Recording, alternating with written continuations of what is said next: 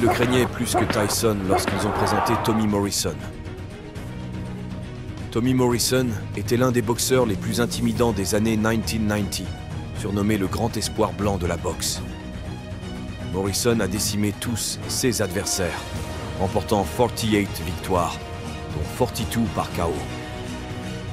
Il semblait inarrêtable, mais sa carrière prometteuse s'est terminée brutalement, laissant derrière lui une ombre de mystère et de tragédie. L'ancien champion des poids lourds, Tommy Morrison, est décédé à l'âge de 44 ans. Imaginez un combattant plus redouté que Tyson dans la fleur de l'âge, quelqu'un dont la puissance était légendaire et dont la vie en dehors du ring était encore plus intense. C'était Tommy Morrison, l'homme qui a défié toutes les limites et laissé une marque indélébile dans l'histoire de la boxe. Commençons. Né en 1969 dans l'Arkansas, aux États-Unis, Tommy Morrison se distingue dès son plus jeune âge par sa taille et sa force physique exceptionnelle. Dès l'âge de 13 ans, il se bat au même niveau que des boxeurs de 20 ans, qu'il met souvent KO. Bien qu'il soit plus jeune que l'âge légal pour boxer, ses compétences extraordinaires lui ont permis de se forger des documents juste pour concourir. Et il a souvent battu des adversaires 2 fois plus âgés que lui. Tommy a la boxe dans le sang. Son père Tim, son grand-père et son arrière-grand-père étaient tous boxeurs. Les Morrison sont connus dans la région depuis près d'un siècle, célèbres pour leur charme et leur physique musclée, et ils ont participé à presque tous les combats de boxe du sud des États-Unis. Jeune homme, Tommy ne fait pas exception à la règle. Tout ce que je fais, c'est boxeur. Je m'endors en pensant à la boxe, et je me réveille en pensant à la boxe, déclarait Tommy. Le milieu et la fin des années 1980 peuvent être considérés comme l'âge d'or de la boxe. Mike Tyson était l'homme le plus redouté de la planète et des concurrents de haut niveau tels que Lennox Lewis et Evander Holyfield faisaient leur apparition. Tandis que Tyson domine sur le ring professionnel, un jeune boxeur blanc à la coupe de cheveux moderne fait de même en dehors du ring. De 1985 à 1988, Tommy a accumulé un impressionnant palmarès amateur de 290 victoires et 21 défaites, dont 263 par KO. Bien que la plupart de ces victoires aient été remportées contre des combattants locaux du Delaware, il est entré dans la cour des grands en participant aux épreuves de qualification pour les Jeux Olympiques de Séoul en 1988. Il a fait ses débuts professionnels à New York, terminant le combat par un knock-out au premier tour. Il devient évident qu'il possède une incroyable puissance de frappe, en particulier avec son crochet gauche, et qu'il est connu pour sa capacité à réduire rapidement la distance grâce à sa main gauche rapide. En 1990, Tommy attire l'attention d'Hollywood. Il se voit offrir un rôle dans le film populaire Rocky V.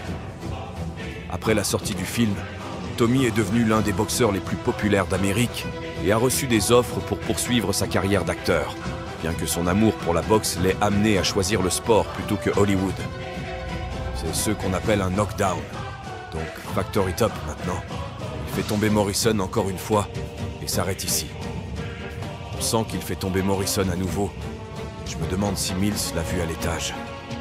La règle des 3 knockdowns n'est pas en vigueur. C'est le 4e knockdown du combat, et cela suffira. À cette époque, des rumeurs circulent sur les vices de Morrison. Il était connu pour être un alcoolique flamboyant et un consommateur de drogue. Mais sa plus grande dépendance était les femmes, avec lesquelles le charmeur athlétique avait de nombreuses liaisons. Cependant, ses remarquables prouesses physiques lui permettent de continuer à se produire à un haut niveau. En 1996, Morrison se prépare à un combat contre Arthur Weathers, avec l'intention de gagner et de défier ensuite Tyson. Mais le combat ne se concrétise pas. La Nevada State Athletic Commission interdit à Morrison de boxer en raison d'un problème médical. Morrison refuse d'abord de se soumettre à un test sanguin avant le combat, invoquant ses croyances religieuses. Les autorités de la boxe ont menacé d'annuler le combat pour le forcer à s'y soumettre. Le combat a été annulé à la dernière minute pour des raisons médicales. Il a ensuite été révélé que Morrison avait été testé positif. Tommy était connu pour son comportement téméraire, tant sur le ring qu'en dehors. Les fans aimaient le grand lutteur blond pour son intrépidité. Il s'élançait comme une torpille et réussissait souvent. Cependant, son approche se retourne parfois contre lui, comme lors de son combat contre Bent. Morrison accule Bent dans les cordes dès la première minute et tente de le mettre KO, mais il est rattrapé par des contre-attaques. Après 3 knockdowns dans le premier round, l'arbitre arrête le combat. Les coups de poing de Bent étaient sévères, mais la vie a puni encore plus sévèrement l'imprudence de Morrison. Le comportement sauvage de Morrison a commencé très tôt au lycée. Après avoir été exclu de l'équipe de baseball, Tommy a tenté de brûler des messages obscènes sur le terrain, avant que le feu ne devienne incontrôlable et ne détruise tout le terrain de baseball en 1994. Déjà célèbre boxeur, Tommy s'est rendu au poste de police pour payer la caution d'un ami, mais a fini par être arrêté après avoir déclenché une bagarre à l'extérieur. Ces incidents ne sont qu'un aperçu de la vie tumultueuse du boxeur. La principale passion de Morrison n'est cependant pas la petite délinquance, mais les femmes. Ayant quitté la petite ville de Jay pour s'installer à Kansas City en 1988, Tommy a décrit son expérience comme celle d'un enfant entrant dans un magasin de bonbons et ne refusant jamais les friandises. Parfois, Morrison a eu des relations sexuelles avec 10 femmes en même temps. Son répondeur téléphonique diffusait même des gémissements féminins dans sa voix, expliquant « Comme vous pouvez l'imaginer, je suis occupé en ce moment. » Son entraîneur l'a incité à modérer son mode de vie, à réduire sa consommation d'alcool et de drogue, et à se limiter à une fille par jour. Mais Tommy n'a pas tenu compte des conseils de son entraîneur. Avant le combat contre Bent, Morrison a divisé une carte de Tulsa, où le combat devait avoir lieu, en 4 sections, prévoyant de loger une petite amie dans chaque zone pour lui rendre visite pendant sa période d'entraînement. Bien qu'il ait la réputation d'être un coureur de jupons, Morrison était honnête avec ses partenaires. Lorsqu'il rencontrait une nouvelle fille, il lui avouait immédiatement qu'elle ne serait pas la seule. Lorsque Tommy Morrison a été diagnostiqué séropositif, il a déclaré un jour « Je sais ce qu'est le sexe sans risque, mais je ne l'ai jamais pratiqué. » 3 mois plus tard, Tommy a épousé sa petite amie, Da Freeman, et a continué à vivre avec elle comme avant, en ayant des relations sexuelles non protégées. Le couple passait ses journées à la maison à consommer de la marijuana, de la bière et des pizzas, mais Dawn n'était pas la seule femme de Morrison. Bien qu'il ait entretenu une relation avec Freeman pendant plusieurs années, il avait une relation suivie avec une autre petite amie, Dawn Gilbert. Tommy vivait avec Freeman à Jay et avec Gilbert à Tulsa. Les 2 femmes connaissaient l'existence de l'autre, mais la nouvelle du mariage de Tommy avec Freeman a plongé Gilbert dans le désarroi. Pour la consoler, Morrison a épousé Gilbert à Tijuana, au Mexique, en septembre 1996, une décision dont il s'est dit plus tard déconcerté.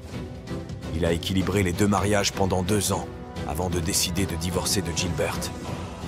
D'abord choqué par le diagnostic, Morrison a progressivement changé de perspective. Il adhère à la théorie du scientifique Peter Duesberg, qui affirme que le VIH ne cause pas le sida, et rejette les médicaments traditionnels qui, selon Morrison, sont plus dangereux que le virus lui-même. Il me dit qu'il ne s'est jamais senti aussi bien, mais ses genoux tremblent lorsqu'il se lève, se souvient son oncle Troy, en soulignant la perte de poids importante de Tommy. Morrison s'est tourné vers la médecine alternative, expérimentant les caissons hyperbares, l'huile d'aloe vera, l'argile thérapeutique, la purification du sang et même un aimant de $1-800 censé attirer les maladies hors de son corps. 6 traitements alternatifs ont été combinés à la consommation de méthamphétamine et de cocaïne. « Je n'ai jamais été dépendant de la drogue », a déclaré Morrison, convaincu que la fin du monde aurait lieu en 2000. Morrison a acheté un terrain avec une grotte pour survivre à l'apocalypse, en utilisant une partie des 16 millions de dollars qu'il a gagnés sur le ring. Cependant, il a fini par passer le réveillon du Nouvel An et de nombreuses autres nuits de l'année 2000 en prison. En décembre 1999, Tommy a été incarcéré pour possession d'armes et de drogue. N'aimant pas la prison, il a feint la folie en se dessinant des cercles sous les yeux, avec des mégots de cigarettes, en criant fort et en faisant semblant de vomir dans un gobelet. 6 frasques lui valent d'être transféré dans un service hospitalier pour schizophrènes, où il surnomme Hitler, le sévère administrateur allemand de l'étage. Morrison a affirmé qu'il était souvent enfermé dans une boîte en guise de punition, ce que l'hôpital a démenti. Pendant l'incarcération de Tommy, sa femme demande le divorce. Libéré de Freeman, Gilbert est revenu vers lui écrivant des lettres, lui rendant visite à l'hôpital et le convainquant même de prendre des médicaments anti-VIH. Après sa libération, Tommy s'est remarié avec Gilbert et les médicaments ont considérablement réduit sa charge virale, améliorant ainsi son état de santé. Cependant, Morrison a par la suite affirmé qu'il n'avait jamais été infecté par le VIH et que les résultats de essais tests étaient erronés. Fort de cette conviction, il a repris sa carrière sportive en janvier 2007. Tommy a combattu G.N. Stover dans un combat d'arts martiaux mixtes dans une réserve indienne de l'Arizona, évitant ainsi la juridiction de la commission sportive de l'État et les exigences en matière de tests sanguins. Morrison l'a emporté par KO au premier round, malgré la désapprobation de la foule en raison des règles modifiées du combat qui interdisaient le grappillage et les coups de pied, ceux qui désavantageaient Stover. Dans des circonstances mystérieuses, Morrison a obtenu une licence de boxe en Virginie occidentale, accusé par la suite d'avoir falsifié des échantillons de sang. Il a disputé et remporté 2 combats officiels par KO technique en février 2007 et 1 an plus tard, ainsi que plusieurs combats non sanctionnés. 6 événements sportifs ont coïncidé avec des changements dans sa vie personnelle. Morrison a divorcé de Gilbert en 2007. 4 ans après le divorce, Tommy se remarie, cette fois avec la Britannique Trisha Harding, qu'il convainc qu'il n'y a pas de lien entre le VIH et le sida.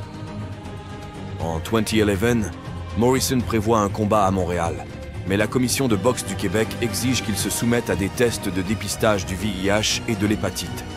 Tommy a publiquement refusé. Avant sa défaite lamentable à Montréal, Tommy avait demandé sans succès l'autorisation de combattre dans de nombreux États américains. Devant les journalistes, Morrison se dit victime d'une conspiration, insistant sur le fait que s'il était autorisé à combattre, il vaincrait les frères Klitschko et reprendrait son titre de champion. À cette époque, cependant, le boxeur ne ressemble plus à la coqueluche des années 1990 qu'il a été. Il ne reste plus que son nom et sa réputation.